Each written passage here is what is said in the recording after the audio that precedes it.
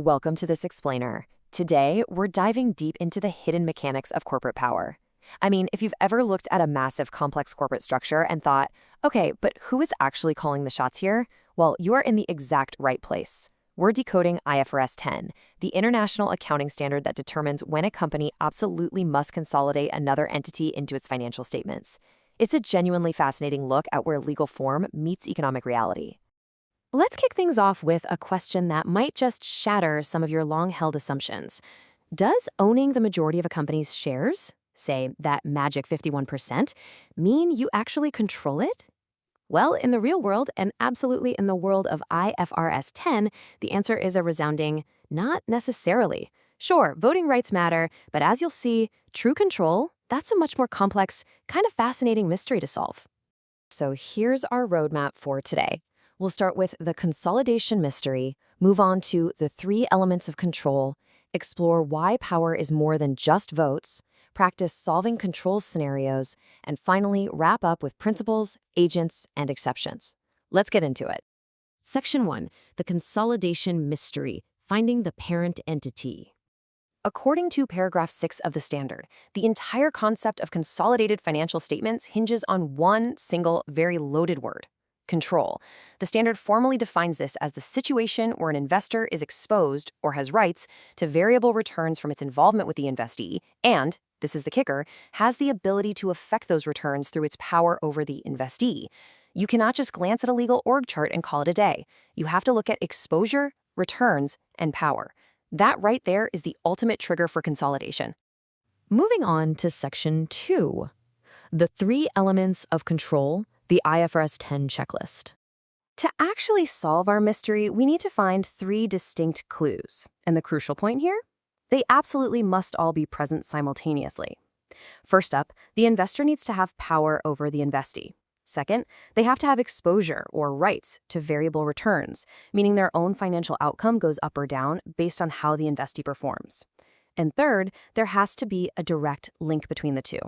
The investor must have the ability to use its power to literally affect the amount of those returns. If even one of these elements is missing, nope, the control test fails. Section 3, power, more than just votes, assessing relevant rights. Let's challenge our standard view of corporate operations with a real scenario. Application example 1, straight from the standard. Picture this. 2 investors form a company to develop and market a new medical product. Investor A is solely responsible for developing the product and securing regulatory approval. Then Investor B steps in post-approval and has total, absolute authority over manufacturing and marketing. So who actually has the power? Well, the standard tells us power belongs to whoever has the current ability to direct the relevant activities. Those are the activities that most significantly affect the returns. Depending on the risks and profit margins, snagging that regulatory approval might be the ultimate driver of value. Or maybe it's the manufacturing scale. It's a fantastic reminder that power is tied directly to the specific business model. It's not just a blanket rule. Now, to evaluate who truly holds the power, we have to slice through a fair bit of legal jargon. We really need to contrast substantive rights with protective rights. For a right to give you power, it has to be substantive. That means the holder must have the practical, real-world ability to exercise it when actual decisions need to be made. Protective rights, on the other hand, they're basically just a shield. Think of a bank lending money to a company. They might slap on a covenant saying, hey, you can't take on more debt. They are essentially acting as a helicopter lender, protecting their cash without actually running the day-to-day operations. Having protective rights never, ever equals having power. All right, Section 4, solving control scenarios, applying the rules. Take a look at this scenario, which is application example 4 in the standard. We've got an investor who acquires 48% of the voting rights of an investee. The remaining 52%? Well, those are scattered among thousands of individual shareholders, and not a single one of them holds more than 1%.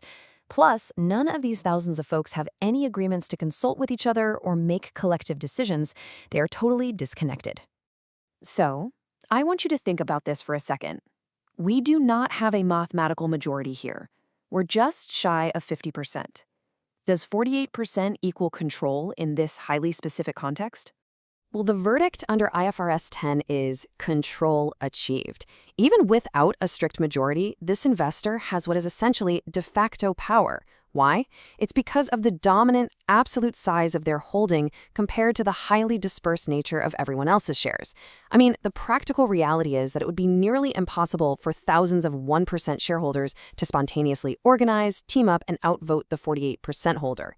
The standard recognizes that the practical ability to direct activities unilaterally, that's what actually grants them power. But wait, let's immediately contrast that with application example 6. Here, Investor A holds a really hefty 45% of the voting rights. However, the corporate landscape around them is very different. Two other investors hold 26% each, and the remaining 3% is just held by a few minor players.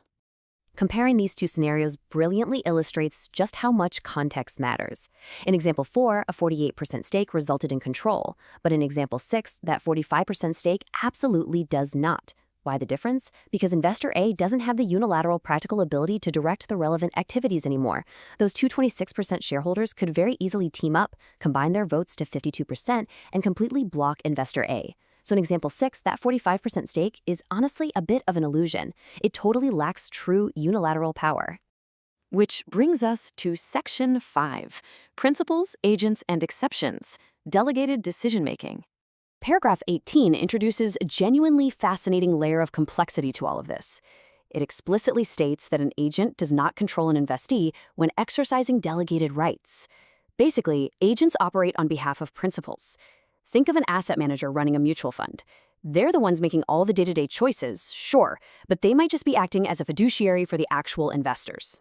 So how exactly do we spot the difference between a puppet and a puppet master? Well, the standard gives us 4 key factors to weigh. First, the scope of their authority. How much actual discretion do they have? Second, the rights held by others. For instance, if a single party can fire the decision-maker without cause, that decision-maker is almost certainly an agent. Third, check their remuneration. Are they just getting a standard fixed fee for their services? And fourth, look at their exposure to variable returns. Do they hold a significant personal stake in the fund alongside that fee? Weighing these 4 factors helps us trace the real power back to the principal. Okay, now that we've built up this entire framework for when to consolidate, the standard decides to throw us a major curveball. It introduces one massive exception to the entire rulebook. That exception is specifically for investment entities. If an entity meets 3 distinct characteristics, it gathers funds to provide investment management, its sole business purpose is capital appreciation or investment income, and it measures substantially all its investments on a fair value basis, then the rules change entirely. Instead of consolidating its subsidiaries line by line, an investment entity measures its investments in subsidiaries at fair value through profit or loss. And honestly, it makes total sense, right? If you're a venture capital fund, your investors care about the fair value of your portfolio. They do not care about the consolidated revenue of the 50 different random startups you've invested in. Which brings us to our final thought for today. Legal ownership? That's really merely the surface layer of the corporate world. True control is all about the practical ability to direct relevant activities, the exposure to risk and reward, and navigating this incredibly complex web of principles, agents, and exceptions. Thankfully, IFRS 10 gives us the tools to actually solve this mystery.